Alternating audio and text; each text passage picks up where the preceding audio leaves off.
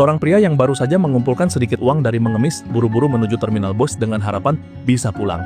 Namun sesampainya di loket, ia diberi kabar yang mengguncangkan. Bus menuju tujuannya sudah tidak beroperasi lagi. Ia terdiam, menyimpan kembali uang yang dikumpulkannya dengan susah payah, lalu menatap peta.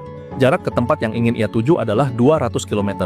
Meski jauh dan mustahil bagi kebanyakan orang, ia membuat keputusan berani, berjalan kaki ke sana. Dengan langkah penuh tekad, ia memulai perjalanan panjang. Saat panas, ia melepas jaketnya. Saat lelah, ia bersandar sejenak di dinding.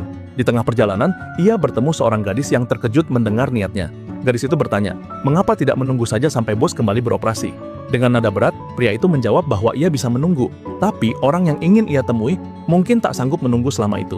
Gadis itu memandangnya dengan haru dan berkata, dalam hidup ini, paruh pertama adalah tentang menggenggam, dan paruh kedua adalah tentang belajar melepaskan. Jangan pernah bertarung dengan orang yang paling kita sayangi, dan jangan menyakiti diri sendiri, karena seiring waktu, luka akan sembuh. Ia lalu memberikan roti dan air sebelum pergi. Setelah berhari-hari berjalan tanpa henti, akhirnya pria itu sampai di rumah sakit.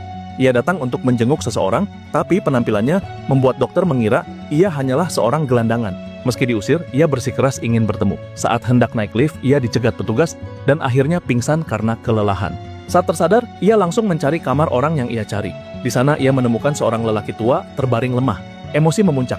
Dokter mencoba mengusirnya, namun orang tua itu menghentikannya. Dengan suara pelan ia berkata, "Aku sudah menunggu anakku lebih dari 20 tahun, kini kami akhirnya bertemu." Air mata pun mengalir. Si pria mengakui kesalahannya di masa lalu. Betapa dulu ia menyalahkan ayahnya, padahal apa yang dilakukan sang ayah adalah juga keinginan terakhir ibunya. Ia meminta maaf dengan tulus, sementara sang ayah mengaku tak pernah sedikit pun membenci anaknya, hanya menyesal karena tidak bisa menjadi ayah yang lebih baik.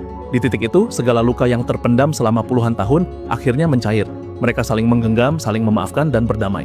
Tak lama kemudian, pria itu mengetahui bahwa orang tuanya mengidap penyakit langka yang hanya bisa diatasi dengan transfusi darah. Meski peluangnya kecil, darah mereka ternyata cocok. Harapan pun menyala, karena pada akhirnya, dalam hidup ini, tak ada yang lebih berharga dari bisa bersama orang-orang yang paling kita cintai.